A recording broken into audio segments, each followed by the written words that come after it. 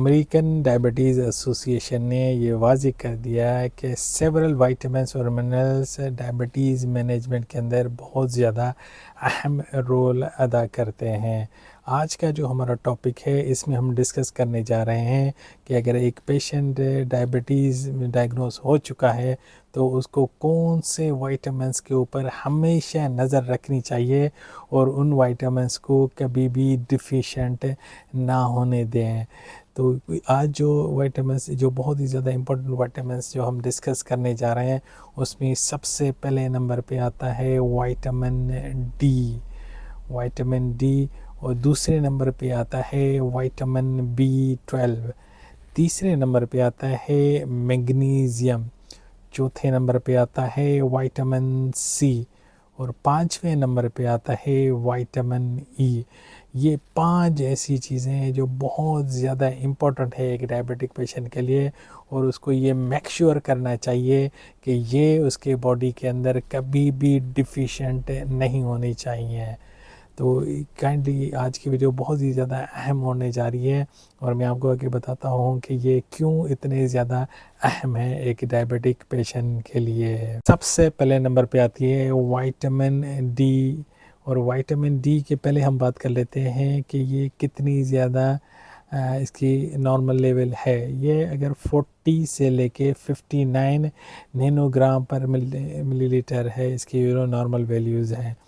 और vitamin D हमारे insulin resistance के अंदर बहुत ज़्यादा अहम रोल अदा करती है। अगर ये डिफिशिएंस हो जाए तो बॉडी के अंदर इंसुलिन रेजिस्टेंस हो सकता है जिसकी वजह से डायबिटीज़ का कंट्रोल आप खो सकते हैं। तो विटामिन डी बहुत ज़्यादा अहम है। ये आपको मिलेगा सूरज की रोशनी में जब आप जाते हैं वहाँ से मिलेगा, या फोर्टिफाइड फूड्स आप यूज़ करते हैं आपको वहाँ से मिलेगा, या आपको फूड सप्लीमेंट से मिलेगा। आपको फूड सप्लीमेंट आराम से ये सुपरमार्केट या फार्मेसी के अंदर इजीली अवेलेबल है, वहाँ से आपको मिल जाएंगे। दूसरे नंबर पे आता है विटामिन B12 और इसकी जो नॉर्मल वैल्यूज़ हैं वो 160 से लेके 1000 पिको मोल्स पर लीटर। और ये अगर देखो most of the diabetic patient क्योंकि वो मेटफॉर्मिन इस्तेमाल कर रहे होते हैं तो उसके अंदर उनके अंदर विटामिन B12 की डिफिशिएंसी हो जाती है। तो आपने मेक श्योर करना है कि विटामिन B12 की डिफिशिएंसी नहीं होने दे, क्योंकि विटामिन B12 एक बहुत ही अहम रोल अदा करता है आपकी नर्व हेल्थ के लिए। और डायबिटिक पेशेंट हमेशा डायबिटिक न्यूरोपैथी के ख़तरे पे होता है क्योंकि ये बहुत ही ख़तरनाक डायबिटीज़ का कॉम्प्लिकेशन है।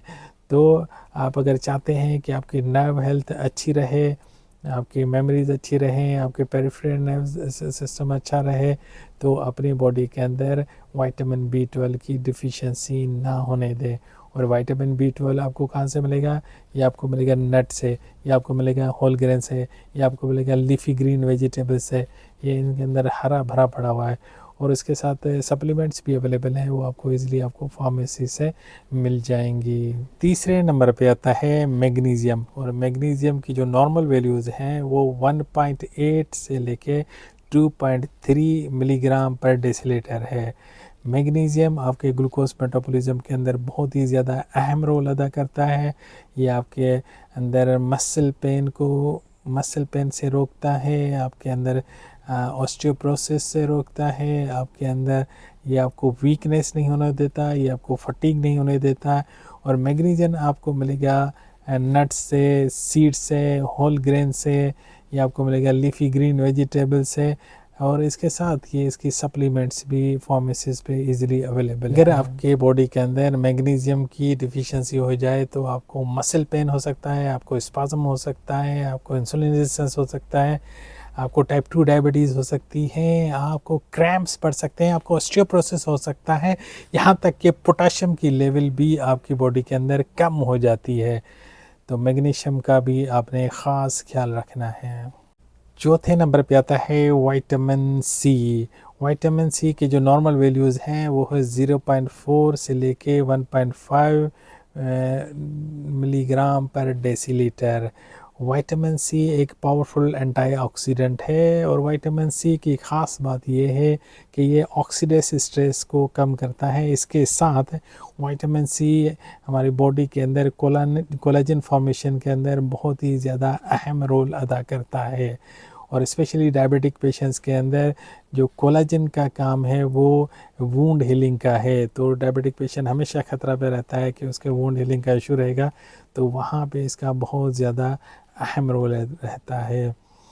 और अगर विटामिन सी की डिफ़िशेंसी हो जाए तो इसकी एक डिज़ीज़ होती है स्कर्वी, जिसमें आपके गम इन्फ्लेम्ड हो जाता है, मसल वीकनेस होना शुरू हो जाती है। तो विटामिन सी को भी आप डिफिशिएंट ना होने दें। ये आपको कहाँ मिलेगा? ये आपको मिलेगा सिट्रस फ्रूट के अंदर, कीवी के अंदर, स्ट्रॉबेरीज़ के अंदर, और इसकी सप्लीमेंट्स भी मार्केट के अंदर अवेलेबल हैं। 5वें नंबर पे आता है विटामिन ई और इसकी जो लैब वैल्यूज़ हैं ये 5 से लेके 20 माइक्रोग्राम पर मिलीलीटर होता है और इसको जो जिस नाम से लेबॉर्ट्री के अंदर नापा जाता है उसको अल्फ़ा टोकोफेरोल से जाना जाता है। विटामिन ई हमारी बॉडी के अंदर ऑक्सीडेस स्ट्रेस को कम करती है। विटामिन ई हमारी बॉडी के अंदर डायबिटीज़ कॉम्प्लिकेशन से बचाती है। विटामिन सी आपको मिलेगा नट्स के अंदर, सीड्स के अंदर, ऑयल के अंदर, और विटामिन ई की बहुत सारी सप्लीमेंट्स भी मार्केट के अंदर या फार्मेसीज़ के अंदर अवेलेबल हैं, वो आप इस्तेमाल कर सकते हैं। विटामिन ई बहुत ही शानदार है, ये आपके बॉडी के अंदर अभी क्योंकि बात सिर्फ डायबिटीज़ की हो रही है तो डायबिटीज़ कॉम्प्लिकेशन से प्रोटेक्ट करता है आपको। 6 नंबर पे आता है क्रोमियम। क्रोमियम स्पेशली उन लोगों के अंदर अगर जिनके अंदर क्रोमियम की डिफ़िशेंसी हो जाए तो वहाँ पे इंसुलिन रेजिस्टेंस हो जाता है, ग्लूकोज मेटाबॉलिज्म में डिफ़िकल्टी आती है। अगर क्रोमियम को बरकरार रखा जाए तो ये आपके डायबिटीज़ कंट्रोल को इम्प्रूव करता है, ये आपके इंसुलिन सेंसिटिविटी को बढ़ाता है और ग्लूकोज मेटाबॉलिज्म के अंदर भी बहुत ज़्यादा अहम रोल अदा करता है। तो ये थे कुछ विटामिन्स और मिनरल्स, जैसे विटामिन डी हो गया, विटामिन ई हो गया, विटामिन सी हो गया, मैग्नीशियम हो गया, क्रोमियम हो गया। ये बहुत ही ज़रूरी है आपके लिए अगर आप डायबिटिक के पेशेंट हैं, तो ये ना सिर्फ आपको एक स्ट्रॉन्ग बनाते हैं, आपकी वीकनेस ख़त्म करते हैं, आपकी इंसुलिन सेंसिटिविटी बढ़ाते हैं, बल्कि ये आपको ताज़ा तवाना भी रखते हैं ताकि आप अपने टास्क अच्छे तरीके से परफॉर्म कर सकें।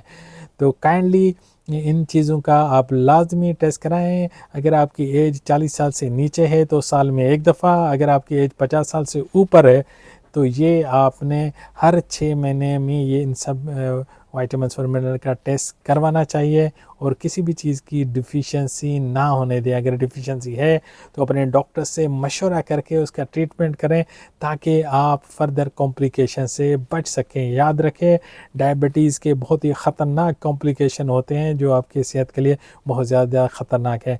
तो काइंडली अपना ख्याल रखें और ये मालूमात अपने दोस्तों के साथ शेयर करें और ताकि उनकी भी मालूमात बढ़े। काइंडली मेरे चैनल को लाइक करें, कमेंट करें, शेयर करें, सब्सक्राइब करें ताकि आपको रेगुलर बेसिस पे रिसर्च बेस्ड इंफॉर्मेशन मिलती रहे। ओके, टेक केयर, एंजॉय और स्मार्ट बने।